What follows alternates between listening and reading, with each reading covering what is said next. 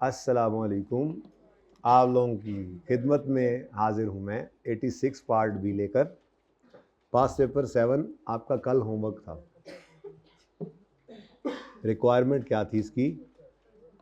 ओह, सिर्फ balance sheet मांग ली थी। ये बड़ा अच्छा करता है, कभी सिर्फ बैलेंस शीट मांगता है, कभी सिर्फ इनकम स्टेटमेंट। दोनों काम इकट्ठे नहीं करवा रहा है ना, शायद इकट्ठे भी हो जाए। अच्छा जी, बैलेंस शीट का सवाल है और माशाल्लाह माशाल्लाह HL एक्वायर्ड 60% ऑफ EL।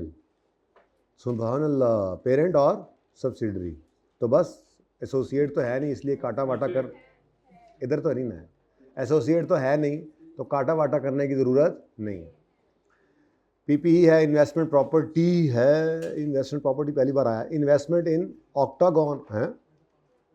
ये कौन है?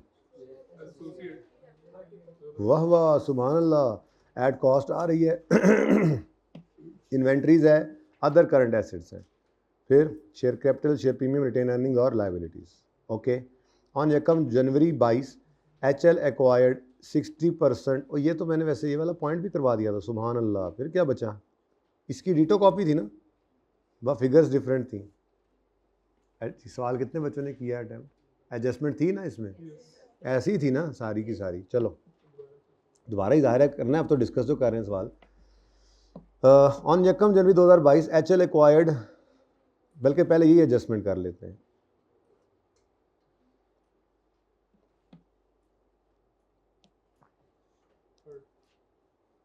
चलो जी पढ़ो जी ज़रा एडजस्टमेंट।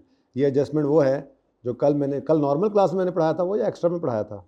वो जो मैंने काम ये किया हुआ है नॉर्मल में कराया था ना, जब बच्चे पूरे कर रहा था मैं। ये इन्वेस्टमेंट प्रॉपर्टी वाला पॉइंट। चलो जल्दी से पढ़ो ज़रा, दोबारा से ज़रा पढ़ लो ज़रा जल्दी से।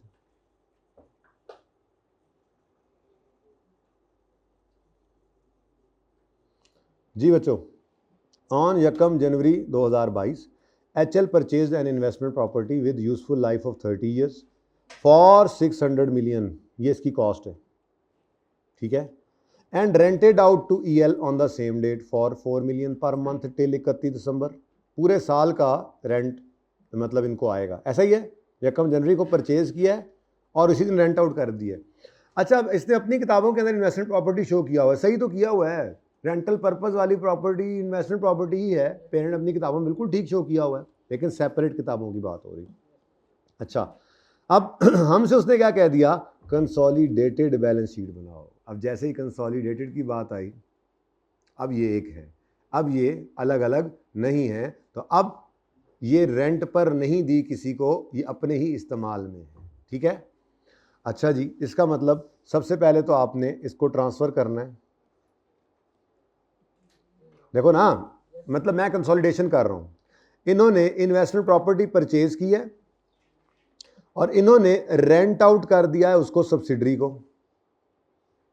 अब सेपरेट के हद तक तो इन्वेस्टमेंट प्रॉपर्टी थी, लेकिन जब हम कंसोलिडेशन करने लगेंगे तो सबसे पहला एतराज़ हमें इस बात पे होगा कि तुमने खुद को रेंट पर दे दिया ये, और तुम कह रहे हो मेरी इन्वेस्टमेंट प्रॉपर्टी है। अच्छा, और पड़ी भी पता नहीं 650 पे है, हालांकि खरीदी तो 600 की थी। चलो खैर, 600 की खरीदी थी, लेकिन पड़ी 650 पे है। चलो आगे देखो, the property was carried in HL books at fair. अच्छा, फेयर वैल्यू मॉडल भी यूज़ कर रहे हैं। ऑफ 650 मिलियन ऑन 30 जून 2022। अगली बात तो बाद में पढ़ते हैं। अब सबसे पहला मसला क्या है?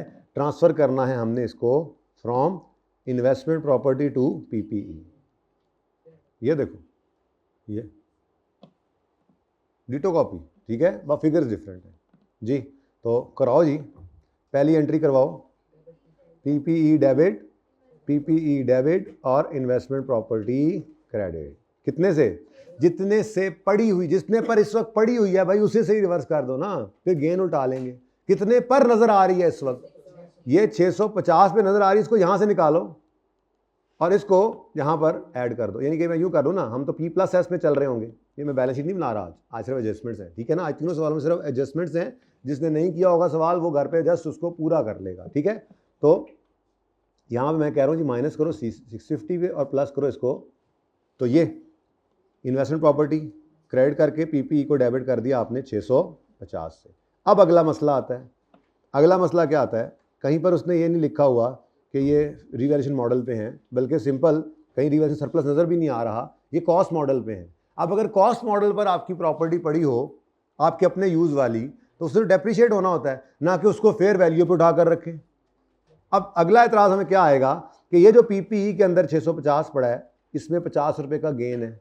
अब इस गेन को उल्टा दें, ठीक है जी। तो अगला काम हमने क्या किया था, यहाँ से नकल मार के देखो, reversal of fair value gain recorded by P. कितना गेन रिकॉर्ड किया इसने, 50 रुपये का, क्योंकि 600 की खरीदी थी, कितने गया, 600 की खरीदी थी और इस वक्त 650 पर पड़ी है, बैलेंस शीट में भी इसी पे नजर आ रही है, ठीक है।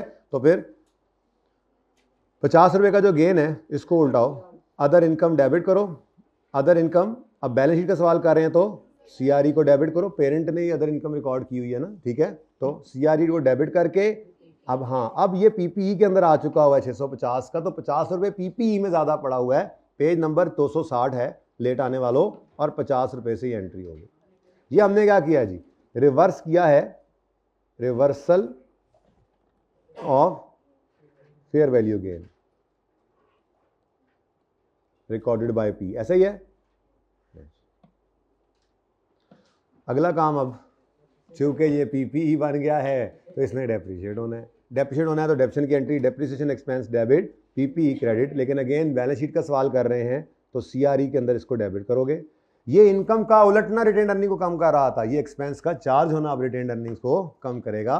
डेप्रिसिएशन की एंट्री हमने करनी है, डेप्शन एक्सपेंस डेबिट, पीपीई क्रेडिट, हाँ जी, 600 पर आ चुकी है, डिवाइडेड बाय, ये इसी साल के अंदर ही आई है ना, 1 जनवरी 2022 को। हमारा ईयर एंड क्या है, ओ माय गॉड, अच्छा ये तो 6 महीने की डेप्शन लेनी पड़ेगी, ठीक है। तो 600 डिवाइडेड बाय लाइफ कितनी है, ये 30 ईयर्स, डिवाइड बाय 30 इंटू 6/12 जी, 10 से ये एंट्री पास कर ली हमने।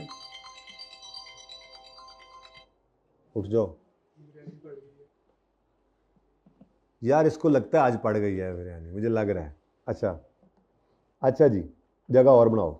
ईयर एंड का पता है आपको, ईयर एंड का तो आपको पता है ना। अब एक चीज़ और है जो मैंने कहा था हो सकता है वो भी आ जाए, इस सवाल में वो भी थी, लेकिन पहले मुझे ये बताओ, ये हमने क्या किया है, depreciation, charging depreciation of IAS 16 PPE, और ऊपर हमने क्या किया है जी, reversal of fair value gain of IAS 40 जो रिकॉर्ड हो गया था इन्वेस्टमेंट प्रॉपर्टी वाला, सही है। अच्छा जी, अब एक मामला और भी है, और वो मैंने आपको कहा था एंड पर, अगर कोई आपस का रेंट रिसीवेबल पेएबल हो, बैलेंस शीट का सवाल करते हुए उसको भी इग्नोर, उसको भी कैंसिल करना है। हाँ, पीएनएल का सवाल अभी मैं नहीं कर रहा फिलहाल, उसकी बात बाद में कर लेते हैं, उसको भी मैं बता देता हूँ। ये सवाल बैलेंस शीट का है, कभी जो यही एडजस्टमेंट पीएनएल में आ जाए तो पता तो होना चाहिए कैसे करेंगे। फिलहाल तो कहता है रेंट ऑफ आखिरी महीना वॉज अनपेड, कितना, एक महीने का 4 है, तो इसी एक महीने का अनपेड है, तो फिर रेंट रिसीवेबल को क्रेडिट करवाएंगे पेरेंट से 4 से, और सब्सिडरी को कहना नहीं पड़ेगा, उसने रेंट पेएबल डेबिट कर देना 4 से, ठीक है जी। अब ये एडजस्टमेंट आपकी कैसे पोस्ट होनी थी, मैंने 650 पहले पोस्ट किया, 650 credit investment property debit PPE, यहीं पे पोस्टिंग दिखा रहा हूँ आपको। नेक्स्ट क्या करो, 50 से सीआरई डेबिट करके पीपीई क्रेडिट, तो ये 820 ये जो क्रेडिट में पड़ा होगा, ठीक है ना, ये जो क्रेडिट में पड़ा होगा इस क्रेडिट में से हम डेबिट करेंगे, ऐसा ही है। ये कितना, 50 से सीआरई को डेबिट करके आप, और अब कहाँ पड़ा है ये पीपीई, यहाँ पे क्रेडिट, और दूसरा 10 रुपये की डेप्शन चार्ज होगी, तो ये डेप्शन भी यहाँ पर सीआरई को डेबिट करके ये पीपीई को क्रेडिट करेगी।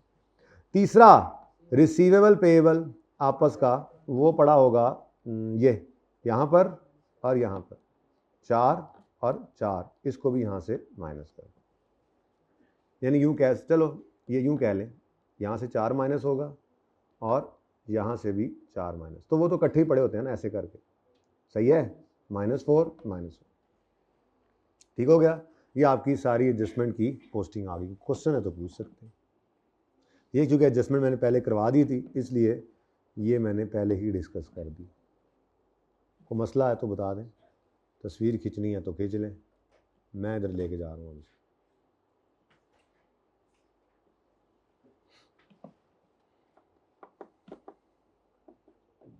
भाई असगर को बुलाया, उन्हें कहें रिवाइज्ड एस्टीमेट लेके जाएं, बच्चे आ रहे हैं। बाद में बच्चे ने कहना हाँ सानू चाह ही नहीं किसी ने पूछी।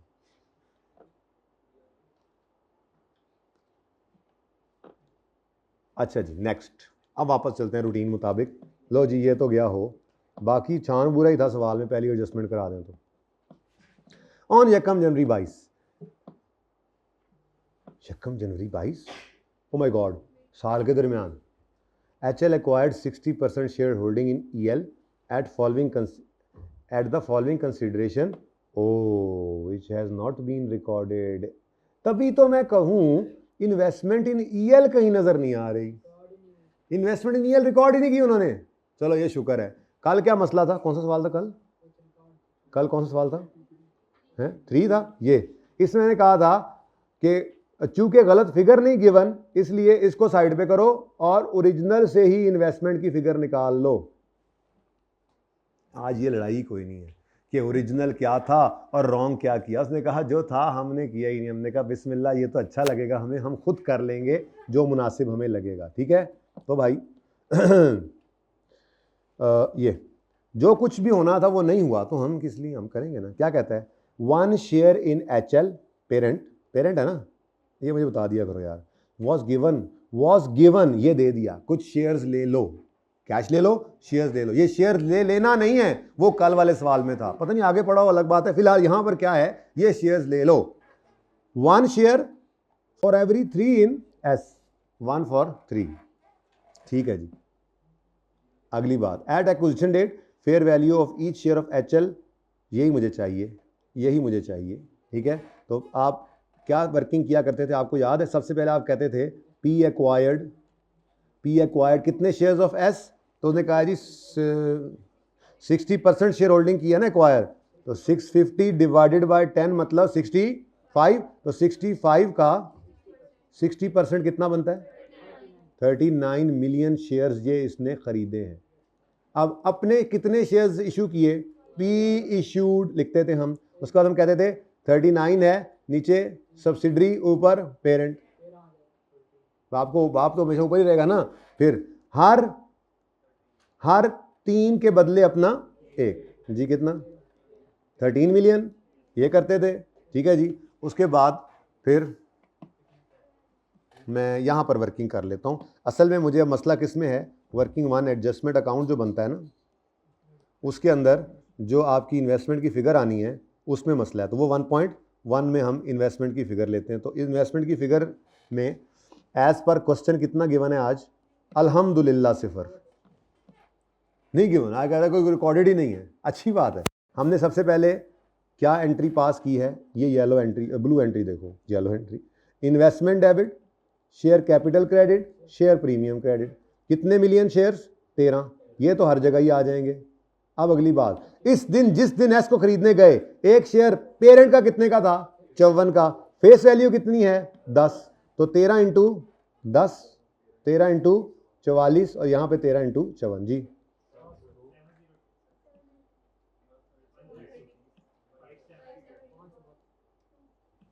डन हो गया जी। ये हमने एंट्री पास की, इन्वेस्टमेंट डेबिट, इन्वेस्टमेंट, और आज आपका शेयर कैपिटल शेयर प्रीमियम भी ब्रैकेट में होगा। इस सवाल में ब्रैकेट में होगा, किया था एक बार क्लास में। ठीक है, सवाल आप नहीं करना है, लेकिन सवाल के पल्ले कुछ नहीं छोड़ना इंशाल्लाह, मैंने डिस्कस सारा कर दूंगा। पर ये है ना, सवाल कर दें तो फिर आप करने को कुछ नहीं बचता। सारी डिस्कशन हो गई तो आपको जी पहले मैंने 20 मिनट में करना था, अब मैं 10 मिनट में करूंगा। ऐसे करके तेजी से करने की कोशिश करनी इसको, ताकि प्रैक्टिस तो हो कम से कम। ठीक है, ये एडजस्टमेंट हो गई एक। यहाँ पे हम क्या लिख देंगे, shares issued, shares of P, shares ले लो, शेयर्स ऑफ P ले लें भाई, ले लें शेयर्स ऑफ P। नेक्स्ट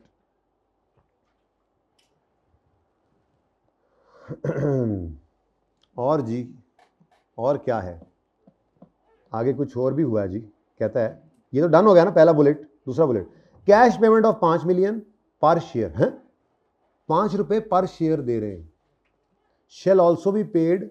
अब पर शेयर का मतलब क्या होगा, मतलब 39 ही तो, 39 मिलियन शेयर है ना, हर शेयर के बदले वो कह रहा है 5 मिलियन देंगे। और देंगे कब, 2 साल बाद, अगर profit of EL exceed a certain benchmark. अच्छा, अब 2 तरह की एडजस्टमेंट्स आती थी। ये थोड़ा सा कैश ले लेना जो है, कैश ले लेना, इसमें अगर वो कैश ले लेना सिर्फ टाइम रख कर कहते थे तो हम क्या करते थे, हम प्रेजेंट वैल्यू निकालते थे, प्रेजेंट वैल्यू निकाल कर उसकी एंट्री करते थे इन्वेस्टमेंट डेबिट पेएबल क्रेडिट, और फिर इंटरेस्ट एक्सपेंस बुक करके उसको ग्रो कराते थे।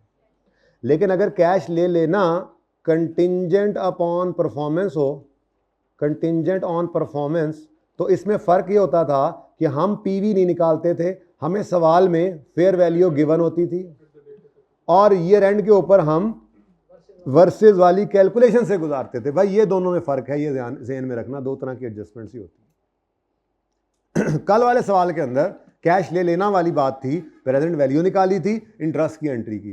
इंटरेस्ट कहाँ जाना है, सीआरई में, क्योंकि पेज 27 की सारी एडजस्टमेंट सीआरई में जाती है। ओके, और आज वो कंटिंजेंट अपॉन परफॉर्मेंस वाला है, तो आज फेयर वैल्यू पर शेयर दे दिया तो पर शेयर ही ले लेंगे, तो मसला ज़रूर है।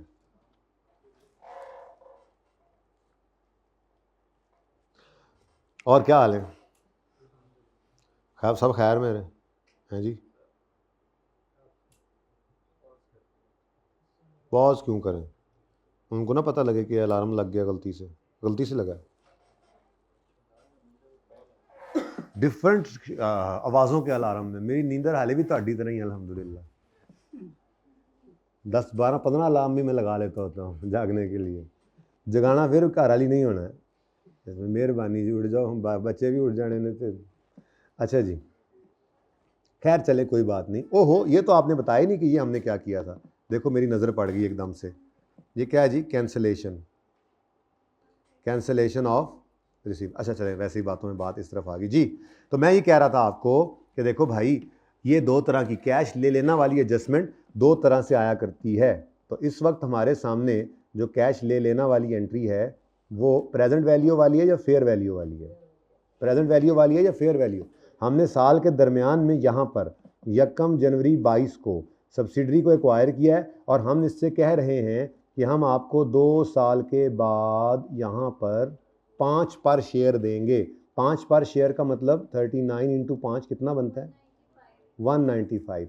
अब अगर तो ये 195 पे करना होता सिर्फ वक्त की वजह से लेट, तो हम डिस्काउंट रेट गिवन होता, इस 195 को 2 साल पीछे लाते, यहाँ पर प्रेजेंट वैल्यू पर इसको बुक करते, फिर इसकी अनवाइंडिंग इंटरेस्ट की बुक करते जाते, जैसे कल वाले सवाल में किया।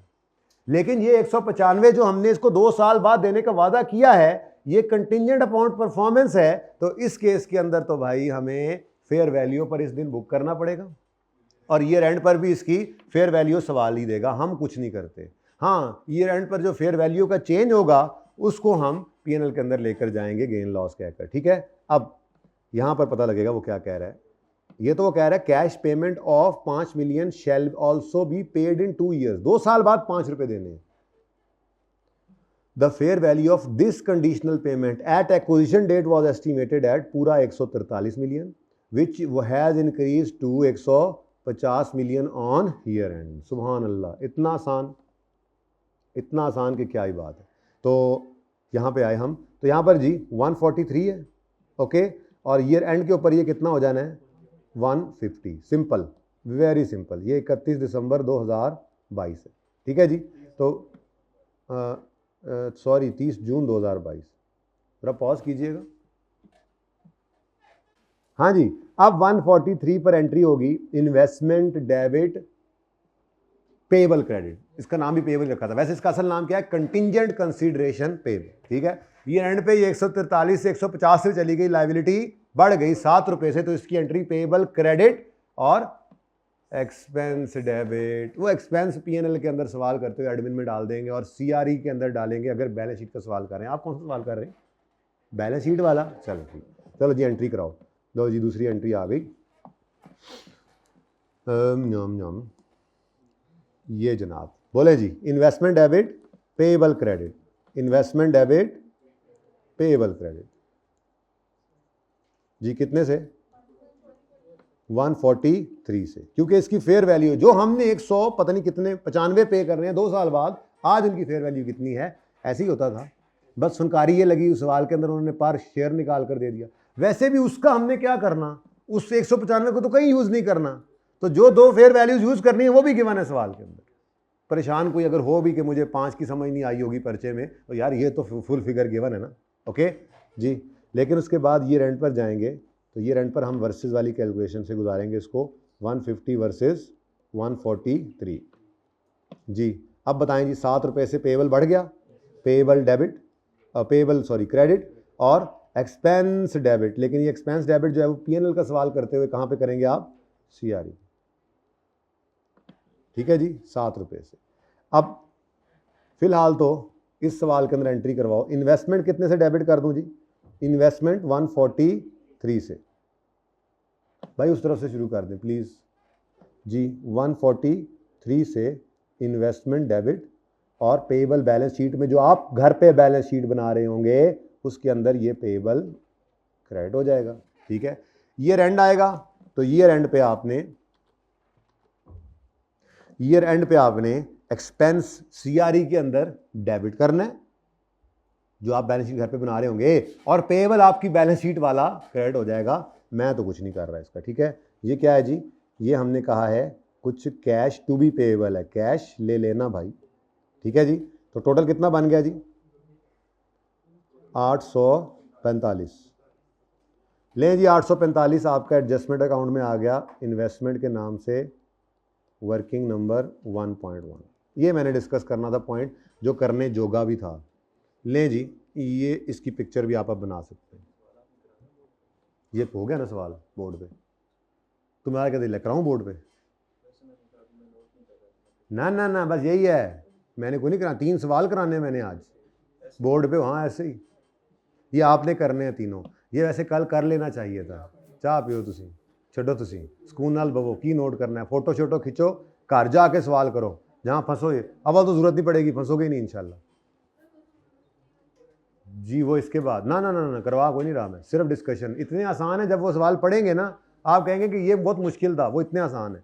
तो बेटा प्रैक्टिस करेंगे तो फ़ायदा आपको ही होगा ना। मेरा तो पर्चा पास है, मैं डिस्कशन भी इसीलिए कर रहा हूँ कि यार तसल्ली रखो, ये देखो कुछ भी नहीं है,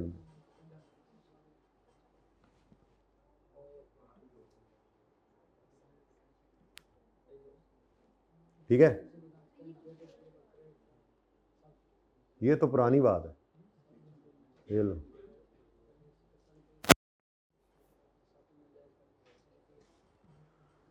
हाँ जी चलें आगे, तेन बाद च ख्याल आना होंगे, 1 मिनट लें जी। At acquisition date EL's retained earnings were 300 and carrying value of EL's net assets was equal to their fair except land which had carried at 50 million. The land had fair value and value in use of this and this। ये मैंने आपको class के अंदर करवाया हुआ है, the group follows cost model, तो ये हमने किया हुआ था। बल्कि इनफैक्ट यही वो एडजस्टमेंट थी जो उस सवाल के अंदर थी। आप अगर गौर फरमाएं तो सिर्फ फिगर्स का चेंज है, वरना सारा कुछ वही है, ठीक है। एक एसेट है जिसकी फेयर वैल्यू 80 है और जिसकी जो 50 पे पड़ा है फेयर वैल्यू 80 है, और फिर उसकी वैल्यू इन यूज़ 70 है। तो मैंने ज़ीरो के साथ एंट्री करवाई थी, याद करें। पहले मैंने कहा था रीवैल्यूएशन करेंगे, फिर मैंने कहा था इम्पेयरमेंट करेंगे, ठीक है। और फिर ये ज़रा पढ़ लें, ठीक है, सही है। ये एडजस्टमेंट मैं नहीं करा रहा, ये ठीक है। Next, an impairment test carried out on 30 June retained indicated that goodwill has impaired by 15 million. Management believe that impairment rose due to G 15 million की एंट्री। अगर क्या पढ़ ही लो, NCI किस पे है, तो फिर ये इम्पेयरमेंट टेस्ट कहाँ जाएगा, SRE में बेटा, SRE में। फुल गुडविल है, दोनों को असर डालना है। अब ये सवाल, अब आपने लेवल चेक किया सवाल के अंदर, अच्छा अब ये भी हर सवाल में कर रहे हैं, ये एडजस्टमेंट भी हर सवाल में कर रहे हैं, अब तो ये भी आसान होना शुरू हो गई हैं। उसके अलावा तो बिल्कुल ही हादसा निकल जाता है सवाल देखकर, यार ये सवाल है। लेकिन ये हादसा इसलिए निकलता है कि आप पिछले 1 महीने से इसी पे लगे हो। 20 नंबर का सवाल अगर आता है तो आपने भी तो अपने सेशन का तकरीबन 20% भी इस पर लगा दिया है, थोड़ा तो टाइम नहीं लगाया आपने जी। बेटा वो भी होगा इंशाल्लाह, वो तो होगा ही होगा, ठीक है। सब सवाल होंगे, ये सब 9 सवाल हैं, 11 कहाँ से आ गए? हाँ वो नहीं हुआ था, बस वो प्रैक्टिस के लिए दिया था, वो क्यों करवाऊँ मैं, वो इसीलिए दिया था कि सारा एसोसिएट आपका रिवाइज हो जाए। ठीक है, अच्छा सवाल था, उसको दोबारा कर लेना अगर हो गया तो। ठीक है, मैं सिर्फ डिस्कस करूंगा, इसके 9 पास पेपर्स हैं, 9 के 9 डिस्कस करने हैं बस। इस वक्त तो मेरे ऊपर यही धुन सवार है।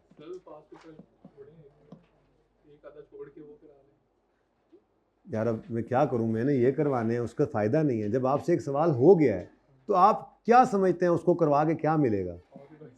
और रिवाइज हो जाएगा। तो बेटा आप 2 बार उसको घर पे और कर लें, आपका बहुत अच्छे तरीके से रिवाइज हो जाएगा। यार सवाल हो गया है तो टाइम ज़ाया होगा आपका। कोई भी काम जो आपसे हो गया है वो मैं क्यों करवाऊँ, टाइम ज़ाया होगा। ये मैं इसीलिए पहले डिस्कस कर रहा हूँ, कहीं ये हो ना जाए। तो हो गए तो मैं क्या डिस्कस करूँगा, फिर मुझे नहीं मज़ा आएगा। ठीक है जी। 1 जुलाई पर HL एक्वायर्ड, इधर छुपा पड़ा था, कह तो रहे थे आप लोग। On 1 July, HL acquired 6 million shares representing 30% shareholding in Octagon Limited. On that date, fair value of each share of OL was. अच्छा जी, अब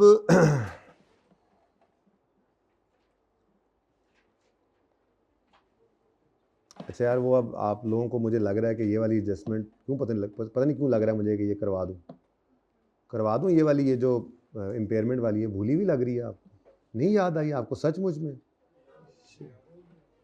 तो क्विकली देख ही ले, इधर देखें जी। स्टेप 1 मैंने कहा था क्या क्या करेंगे, फेयर वैल्यू और कैरिंग अमाउंट को कंपेयर करेंगे, यानी फेयर वैल्यू गेन रिकॉर्ड करेंगे। उसके बाद मैंने कहा था स्टेप 2 के अंदर जो रिवाइज्ड फेयर वैल्यू निकले उसको रिकवरेबल अमाउंट से कंपेयर करके इम्पेयरमेंट टेस्ट लगाएंगे। तो बुक वैल्यू सवाल बता रहा है कितनी पे पड़ी है, 50 पे बुक वैल्यू ये ठीक है, और इसकी फेयर वैल्यू कितनी है, 80। चलो अच्छा है, ज़रा उसमें इम्पेयरमेंट लॉस नहीं था ज़रा, वैसे इसमें भी शायद नहीं है जी। कितनी, 80। तो 30 रुपये का क्या आ गया, रीवैल्यूएशन सरप्लस। अब इसकी एंट्री क्या की थी आपने, रीवैल्यूएशन सरप्लस की एंट्री, इस रीवैल्यूएशन सरप्लस की entry PPE debit surplus in working 1 credit. उसके बाद अगला काम आप करते थे इम्पेयरमेंट टेस्ट वाला। इम्पेयरमेंट टेस्ट के अंदर आपको पता है रिवाइज्ड BV और रिकवरेबल अमाउंट दोनों को कंपेयर करते हैं आप। तो रिवाइज BV इस वक्त है वो 80 हो चुकी है, रिकवरेबल अमाउंट जो है वो हायर होती थी, वैल्यू इन यूज़ और fair value less cost to sell. Fair value less cost sell वही फेयर वैल्यू ही है जो 80 नज़र आ रही है, और वैल्यू इन यूज़ सवाल ने कितनी बताई है, 70। तो इसका मतलब रिकवरेबल अमाउंट भी 80 आ गई और कोई इम्पेयरमेंट लॉस नहीं। इसके बारे में मैंने कहा था इसको आप इस तरह से इम्पेयरमेंट लॉस पहले लिख कर और फिर 80 लिख लें और इसकी एंट्री करेंगे impairment loss debit, impairment loss in working 1 अगर होता तो, ये 0 मैंने कहा था, याद आ रहा है, impairment loss in working 1 debit कितने से और PPE क्रेडिट, अगर होता तो इस तरह से आता। तो ये एडजस्टमेंट की हुई है हमने। डेप्रेशन का इम्पैक्ट तो ले लोगे ना, क्यों ही कर लें। अच्छा जी, अब आती है बात असल में ये एक आदत भी आजकल ICAP को पड़ी हुई है कि इन्वेस्टमेंट एसोसिएट को नीचे एडजस्टमेंट में डाला होता है और सारा डाटा भी हमारे पास नहीं होता है। तो इसी वजह से वो दूसरी अप्रोच भी सिखाई थी आपको, वरना 1-2 MCQs के लिए पोस्ट RE की बजाय पोस्ट पैड के साथ खेलना सिखाया था। ठीक है, तो वर्किंग 7 आप करेंगे जब इस एडजस्टमेंट पे पहुंचेंगे, investment in associate, investment in associate.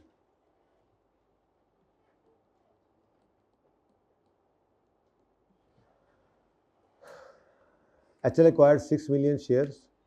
On that date, fair value of each share was तो 6 into कॉस्ट गिवन है। अच्छा जी, कॉस्ट गिवन है, अगर कॉस्ट गिवन है तो यही पकड़ लो, कितना है जी, 100। ठीक है जी, सॉरी 100।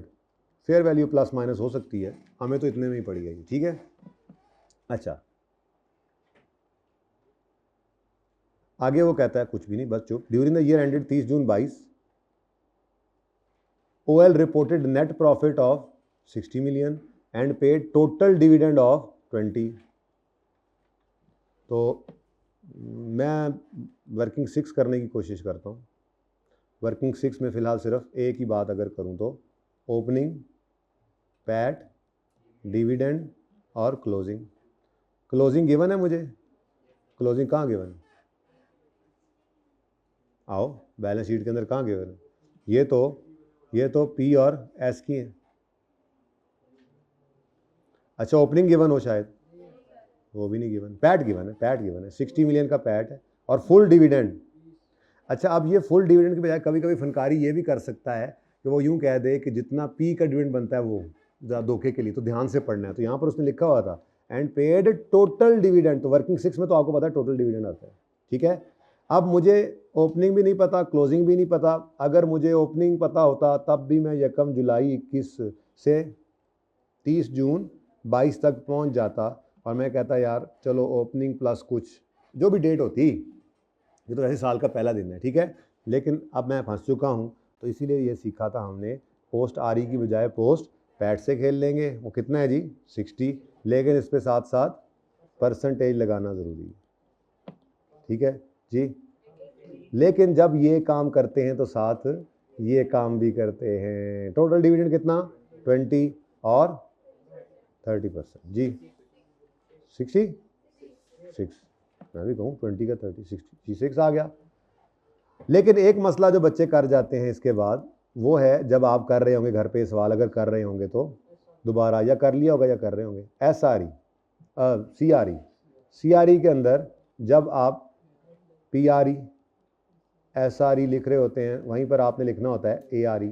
तो ARE के अंदर आपने 18 - 6 12 पर इसको शो करना। Got it?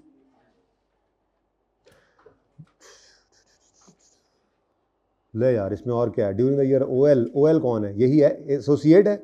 Made sales of 50 million to HL कौन है? पेरेंट। तो A to P है और 20% अबव कॉस्ट पे उसने बेचा है। कितनी चीज़ें बेची हैं? 50। 60% of these goods were sold by HL during the year, तो 40% अनसोल्ड है। अब डायरेक्ट करो 50 इंटू, अच्छा ये भी सोच लो किसने बेचा है, किसने प्रॉफिट कमाया है, तो A का प्रॉफिट कहाँ पड़ा है, तो यहाँ पर आपने इसकी एंट्री पास करनी है। सही है। अब डायरेक्ट करो, यहाँ पर कोई हर्ज नहीं, यहाँ पे लिखो A to P जी 50 है, इसका 40% अनसोल्ड है और इसको जो भी आंसर आए उसको डिवाइड करेंगे हम 120 से, मल्टीप्लाई करेंगे 20 से, जो आंसर आए मत भूलना उस पर 30% करना, ठीक है। तो ये जनाब पेरेंट का, ये एसोसिएट का प्रॉफिट उलट गया, बोलो। उसके बाद किसके पास पड़ा है?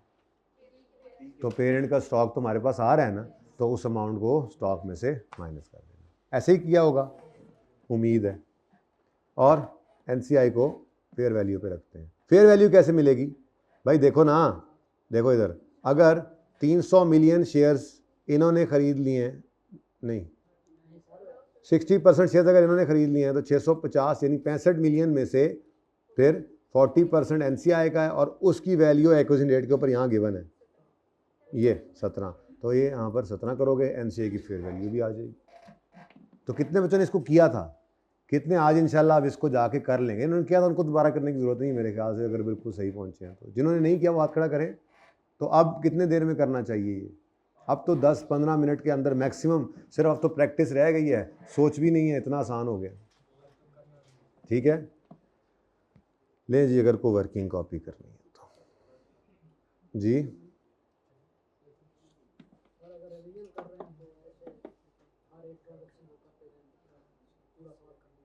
देखो, अगर रिवीजन फाइनल वाली कर रहे हो तो एक बार तो मेरे ख्याल में सवाल किए हुए हों। वैसे सारे सवाल मैं रखूँगा भी नहीं रिवीजन प्लान के अंदर, लेकिन फिर भी अगर आप दूसरी रिवीजन में हैं तो चलो आप एक आधा सवाल जो सबसे अच्छा लगे, टफ लगे, जैसे 11 भाई कह रहे हैं बहुत अच्छी रिवीजन थी, वो कर रहे हैं, बाकी एक आधा और करके फिर एक आधा वैसे भी देख लेते हैं। तो लेकिन वो दूसरी रिवीजन में हो तो हो, पहली में तो कम अज़ कम ना हो। पहली में रिवीजन प्लान में जो क्वेश्चन हो वो सारे करने हैं, सारे नहीं रखे जाते उसके अंदर। 9 सवाल पास से करेंगे तो रिवीजन प्लान में 9 के 9 नहीं होंगे, कम ही होंगे ऑलरेडी, ठीक है। तो अगर रिवीजन प्लान वाले करके आपका दिल कर रहा है बाकी देखूं, तो वो फिर ऐसे देख लेना आप, जो एंड पे रिवीजन प्लान मिलेगा। ओके चलें जी, आ जाएं बिस्मिल्लाह करके पास पेपर 4 पे। कर लें बेशक करें, लेकिन मैं भी करवाऊंगा। अब बात सही है ना, आज मौका है, कल कोई नहीं है, तो कल फिर नया होमवर्क भी नहीं होगा। आपके पास 4 5 पहुंच चुके हैं, आप आज और कल में कर लें।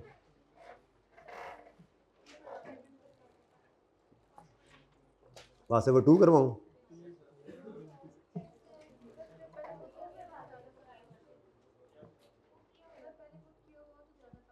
चलो फिर 4 ते 5 करना, 2 ते चलो। मन्नू की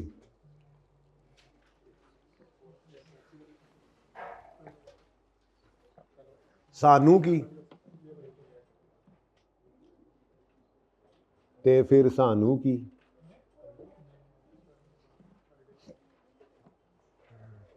अब 4 और 5 करके आना, अब फिर मैंने कल चेक करना है। ऐसे तो ऐसे सही फिर तुसी फरमाइशा करो थे मैं ना करा। कल नहीं है पर नॉर्मल क्लास में होमवर्क चेक हो सकता है। हाँ, जरूरत पड़ी है कभी? पास करने वाले पढ़ रहे हैं, FAR 2 में नहीं होमवर्क चेक होते पता है आप लोगों को कि क्या करना है और क्या नहीं करना। ठीक है, अगर आप होमवर्क नहीं कर रहे तो इसका मतलब आपका प्रोग्राम अगली बार भी पेपर पढ़ने का है। तो आप खुद सियाने हो चुके होते हैं यहाँ पे आके। क्या ख्याल है? अच्छा जी, इसमें मैंने वैसे गपशप तो लगाई नहीं थी काफ़ी। ये तो डेली डेली, ओह 3 बज गए। डेली डेली 2:15 से 3:15 हम बैठा करेंगे, 15 मिनट अभी और लगाने हैं। और सैटरडे को हम 2:15 से 4:30 पढ़ेंगे। हमने ये डिसाइड किया था। अल्हम्दुलिल्लाह आपकी हिम्मत और हौसले को दाद देता हूँ। मैं तो पढ़ाना होंदा आके पढ़ा देना है जी, कैसेट ऑन करनी होंदी, मैनू की मसला है जी, तुहानू मसला असल दे एहसान करते हैं ये भी। अच्छा जी, रिक्वायरमेंट क्या थी इसकी भाई? ओए दोनों, अच्छा नहीं यार, एक काम तो भूल गए, सॉरी यार। मैंने कहा था मैं इनकम स्टेटमेंट के पॉइंट ऑफ व्यू से ज़रा समझाऊंगा आपको कि इस एडजस्टमेंट का क्या होना है। यार एक तो एक्स्ट्रा क्लास दे विच ना लोगों को पता नहीं होंदा कि इन्हां दी क्लास है ना। डू नॉट डिस्टर्ब पे नहीं लगा सकता है।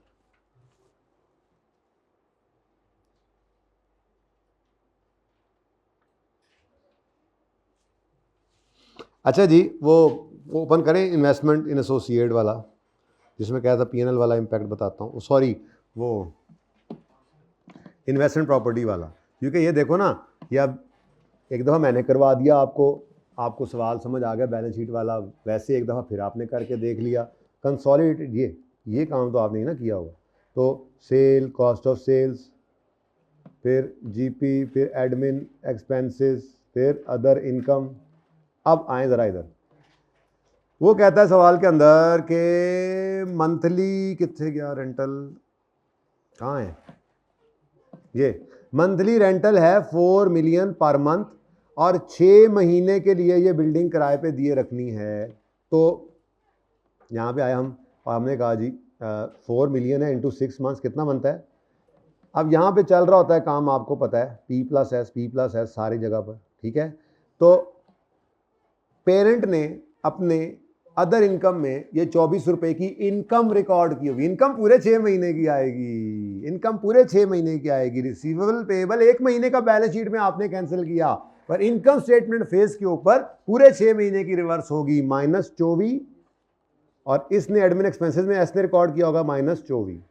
ठीक हो गया। लेकिन क्या ये वर्किंग 5 को हिट करेगी?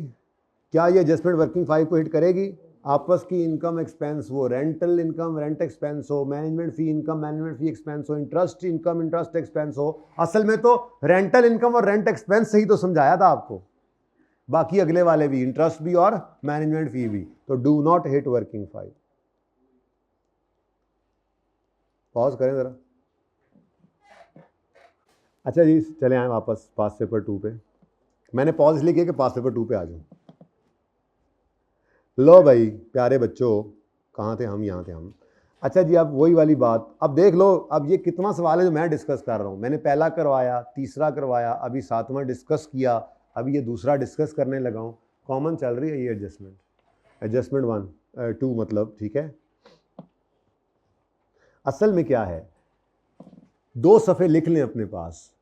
एक पेज 64 ऑनवर्ड्स पे क्वेश्चंस थे, 17 18 19 20, गालिबन 21 था या नहीं था याद नहीं आ रहा, पर 17 18 19 20 21-22 भी था शायद।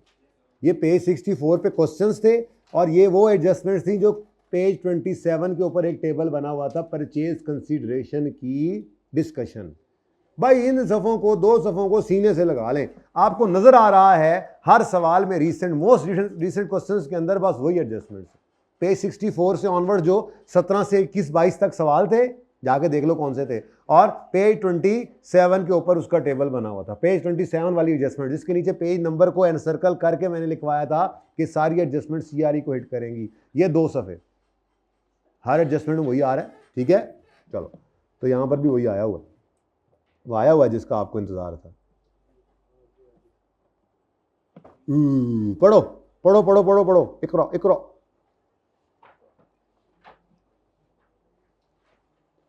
तुसी पढ़ो, मैं मिटा ला।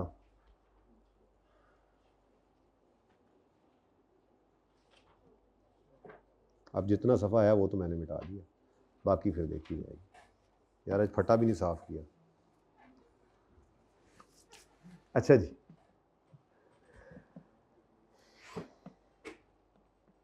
ले जी, ये तो सारा काटा वाटा हो गया था। PPE, investment in ML. ML कौन है? सब्सिडरी। और पढ़ लिया करो, ज़रूरी नहीं है तरतीब के अंदर जो पहले हो वही सब्सिडरी हो। हाँ, ध्यान से देख लिया करो। एमएल वैसे सब्सिडरी थी और जेएल एसोसिएट थी, ठीक है। अच्छा, तो investment in ML, investment in JL at cost आ रही होती हैं। ये भी इंशाल्लाह हमें पता लगेगा किसी दिन कि एट कॉस्ट का मतलब क्या है, और ये एसोसिएट इसके अलावा भी किसी तरीके पे आ सकती है। We will see. Inventory, receiver, cash, share capital, share payment, कोई ऐसी चीज़ बैलेंस शीट में काबिले कदर नज़र नहीं आ रही ऐसी जो परेशान करे। Detail of PS investment are as follows. Again are pre वाली गिवन है, इसलिए शायद वर्किंग 6 बनाने की यहाँ पर ज़रूरत नहीं थी आपको। ऐसा ही है, कोई ज़रूरत पड़ी थी सवाल में? नहीं। The following considerations relating to acquisition of ML's shares is still unrecorded. फिर वही वाला मसला आ गया, ठीक है। ट्रांसफर ऑफ, ना जी ना, आज फ्री होल्ड लैंड है। बस असल में पता है क्या मसला है, मैं आपको वजह बताता हूँ। जो आप बार बार मुझे क्वेश्चन नंबर 2 कह रहे थे ना, इसकी वजह पता है क्या है?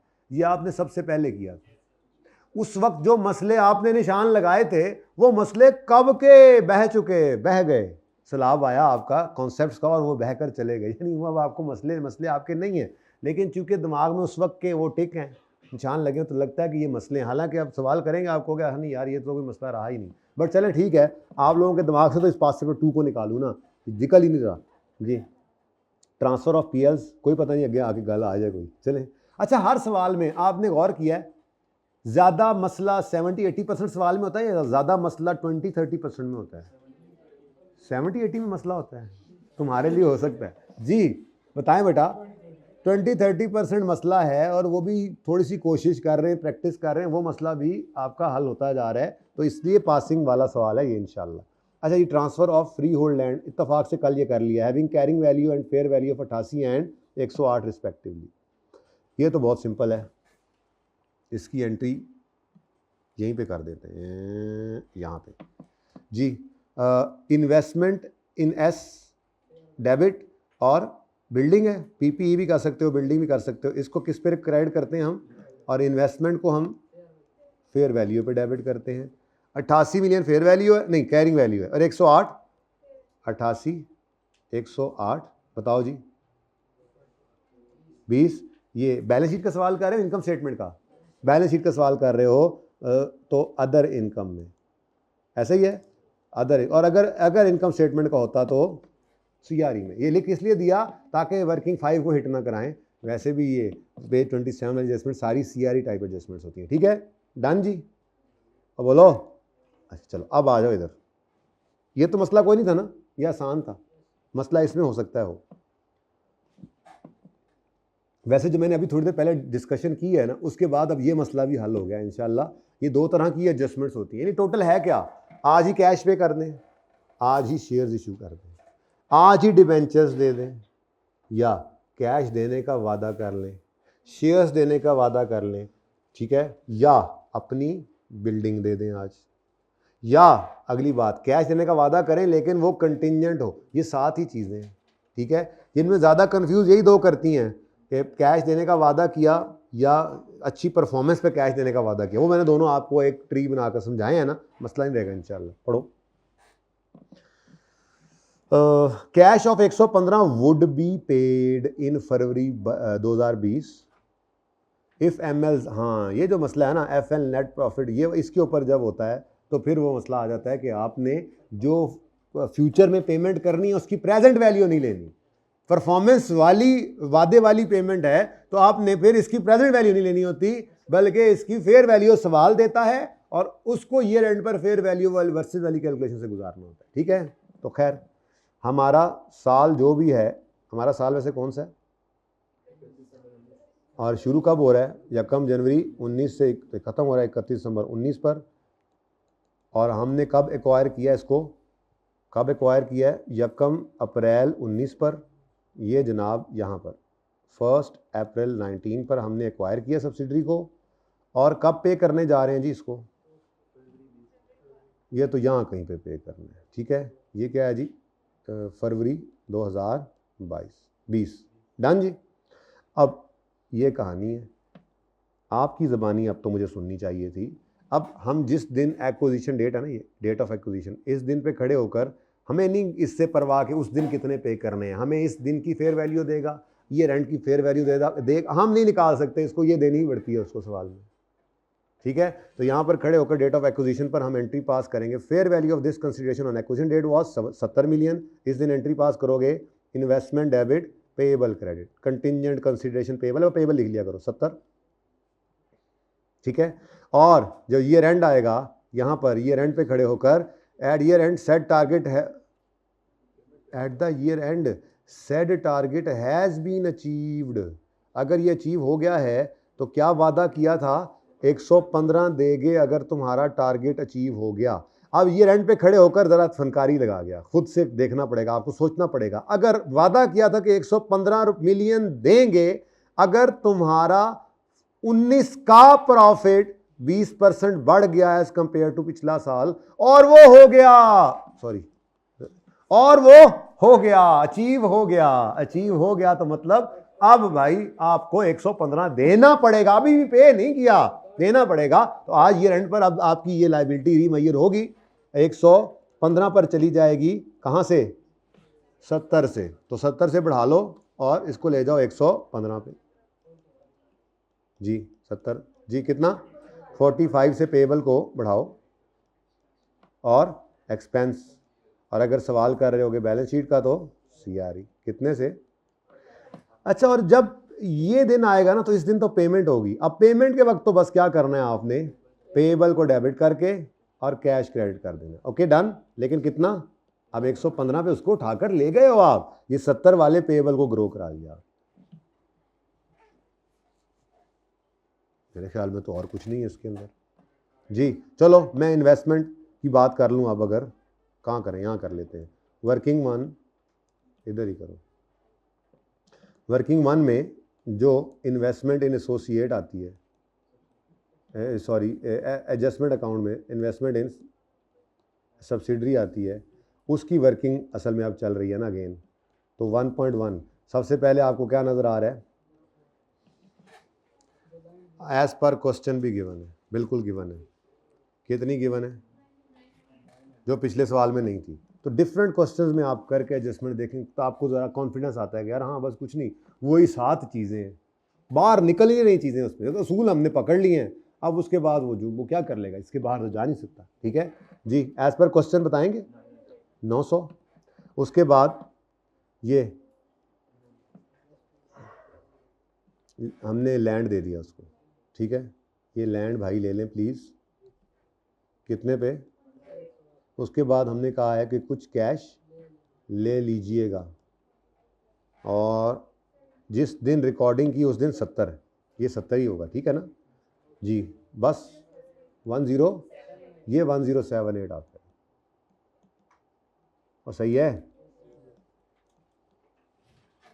लेकिन ये जो बाद वाला है इसको फिर आपने कितने गया, ये इसको सीआरई में डेबिट करके अपने बैलेंस शीट के सवाल में पेएबल में क्रेडिट कर लेंगे। सही है, समझ आ रही है?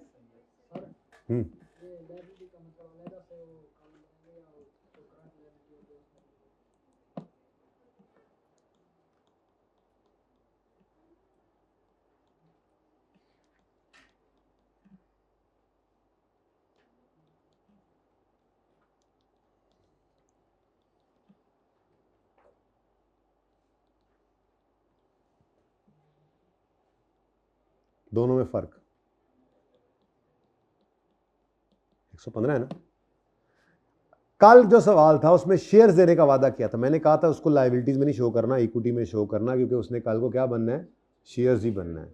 आज लायबिलिटी ही है, ये पेएबल है, ये सारे पेएबल, ये कंटिंजेंट कंसिडरेशन पेएबल हो या परचेज कंसिडरेशन पेएबल हो, वो जो इसको हम ग्रो कराते हैं, ये पेएबल्स ही हैं। डिबेंचर्स हो लायबिलिटीज़ में आएगा, लेकिन अगर शेयर्स देने का वादा हो, सिर्फ वो एक ऐसी चीज़ है लायबिलिटी से ऊपर आ रहा होगा। ओके, सही है जी। और कुछ साढ़े लैक नहीं, छुट्टी तो आप लोगों ने मुझे देनी है, ये दूसरा तो अब करके ही आप जाएंगे ना, अब जाहिर है आप ऐसे थोड़े जाएंगे, मैंने 2 सवाल करा देने थे इतनी देर में। बस छुट्टी है, जिसने जाना है जा सकता है। मैं बस ये सवाल हो गया ख़त्म अल्हम्दुलिल्लाह। देखो अब कुछ भी नहीं बचा इसके अंदर, चेक कर लो। और सवाल में सब छान बुरा है। On the date of investment fair values of each share of ML, और इन्वेस्टमेंट की डेट पर फेयर वैल्यूज दे रहा है। एमएल वाली अगर शेयर्स हमने इशू किए होते तो ज़रूरत पड़ती, इसकी ज़रूरत ही कोई नहीं है सवाल में। जेएल कौन है? अच्छा सॉरी, ये तो वो मैं समझा पेरेंट है, सॉरी, ये कौन है? एक तो ये बड़ा मसला है, सब्सिडरी है, ये एसोसिएट है। अगर फेयर वैल्यू पर सब्सिडरी को रखना हो तो ये यूज़ करेंगे, और एसोसिएट की भी ज़रूरत पड़ सकती है। नहीं पड़ सकती, उसने इन्वेस्टमेंट दी हुई है एसोसिएट के अंदर, कितनी? 170 की। वो जो आपने ऐसे इन्वेस्टमेंट इन एसोसिएट की वर्किंग करनी है ना, वर्किंग 7, उसमें कॉस्ट आ रही है कितनी? 170। तो उसको भी मेरा ख्याल इसकी ज़रूरत तो नहीं पड़ेगी। बहरहाल at the date of acquisition of ML यानी S, carrying amount of equal to except inventory, ओ adjustment has already been done. कहते हो तो रिवाइज करा देता हूँ, कहते हो तो जल्दी से रिवाइज कर लेते हैं। मैंने कहा था ये जो काम हम कर चुके हैं, पेरेंट कर चुका है, जो काम पेरेंट कर चुका है, पढ़ो, सारे एसेट्स लायबिलिटीज बराबर थे एक्सेप्ट इन्वेंट्री जिसकी कैरिंग वैल्यू 130 थी as against fair value of 170। तो हमने कहा इन्वेंट्री डेबिट और revaluation surplus in working 1 credit, कितने से? अब ये मानो या ना मानो, ये हमने जीपी रिकॉर्ड किया है। दुनिया के अंदर आप मतलब कॉस्ट और सेल के कंपैरिजन से क्या चीज़ निकाल रहे होते हैं? एक चीज़ आपको मतलब 100 में पड़ी, 120 में बेची तो 20 रुपये आपका जीपी है। ओके, तो ये मानो या ना मानो, ये जीपी रिकॉर्ड किया आपने। अब ये जीपी आपने एक्विजिशन डेट पे रिकॉर्ड कर लिया। अगर दौराने साल सब्सिडरी ने भी वो जीपी दोबारा रिकॉर्ड कर लिया ना, तो उसको रिवर्स कराएंगे। अब वो दौराने साल उसने कैसे रिकॉर्ड किया? वो कहता है 20% ऑफ इन्वेंट्री स्टिल इंक्लूडेड, इसका मतलब 80% हैज बीन सोल्ड। जो बिक गया है उस पर उसने बेचकर गेन रिकॉर्ड कर लिया, तो उस गेन को रिवर्स कराया था। मैंने कहा था जी गेन डेबिट करो और इन्वेंट्री क्रेडिट करो, कितने से? 50 का 80%। सोल्ड से मसला है, ऐसे एडजस्टमेंट हमें सोल्ड से मसला है। सिर्फ एक एडजस्टमेंट उन तीनों में मसले वाली निकली थी, एक ही सवाल में इकट्ठा किया था, ये वही एडजस्टमेंट है। बोलो 40 और 40। अब बैलेंस शीट का सवाल कर रहे हो या इनकम स्टेटमेंट का? तो सीआरई, एसआरई सॉरी जी, एस ने किया था, सॉरी जी। और हिट वर्किंग 5, वो तो इनकम स्टेटमेंट सवाल है, ठीक है भाई, सही है, किया हुआ काम। Next ML sold. अब ये एडजस्टमेंट मुझसे आप करवाओगे, आपको शर्म भी तो नहीं आएगी ना। ये जैसे मैंने होमवर्क दिया तो मैंने डायरेक्ट ये एंट्री करवा के जान छुड़ा ली थी, याद है? अल्टीमेटली फिर यहाँ तक पहुँच गए। चलो खैर, हम ये कर लोगे। एमएल कौन है? ML S sold machine to parent S to P at a gain of 10। लो जी, गेन दे दिया, और उसके बाद नेट कर लेंगे उसको। एस ने बेचा तो एस ने प्रॉफिट कमाया, तो SRE debit PP credit. Net amount से खेलते हैं हम, इनकम स्टेटमेंट का सवाल नहीं है। ओके, चलें आगे। जेएल पेड, वर्किंग 6 हमने बनाई नहीं, ठीक है। और S consolidated statement of financial position के पॉइंट ऑफ व्यू से ये कौन सा है? 12E, याद आ रहा है? पेड, तो क्या करेंगे? इग्नोर। इनकम स्टेटमेंट का सवाल करना है? बोलो, नहीं करना होता तो माइनस करते अदर इनकम में से, मैंने कहा वैसे बता दूं। और अगर वर्किंग 6 बना रहे होते तो शो करते, फुल डिविडेंड शो करते, शो मारते, क्योंकि ये पेड है। पर ऐसा कुछ भी नहीं करना, हमें सिर्फ बैलेंस शीट बनानी थी, तो इग्नोर।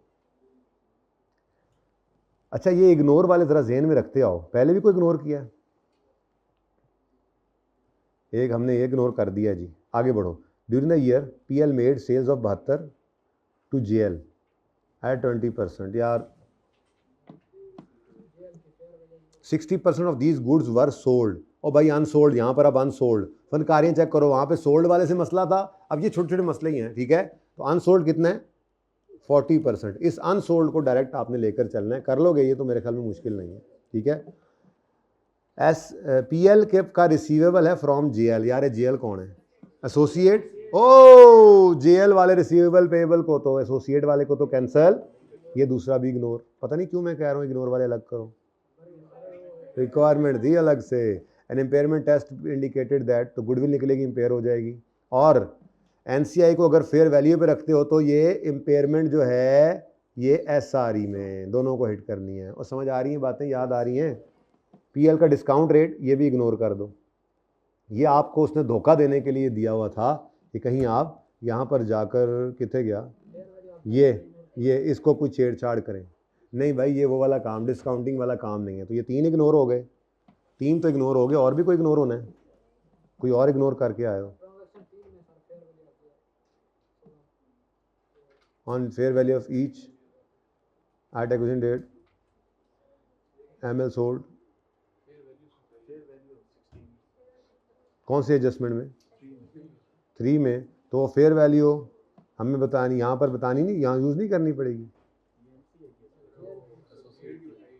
हाँ अच्छा, सिर्फ एक एसोसिएट वाली ये, चलो उसने क्या बताया हुआ आंसर, मुझे तो बस फटाफट यही नज़र आए हैं। ये 3 एडजस्टमेंट मैंने इग्नोर किए हैं, 6, 8 और 9, 6, 8 और 10, 11, मैंने तो ये 3 इग्नोर किए हैं जी। अब कोई और है तो आप खुद लिख लीजिएगा, ठीक है। तो आप 3 और 4 कर लेना। अल्लाह हाफिज़। एक मिनट 4 और 5। अल्लाह हाफिज़।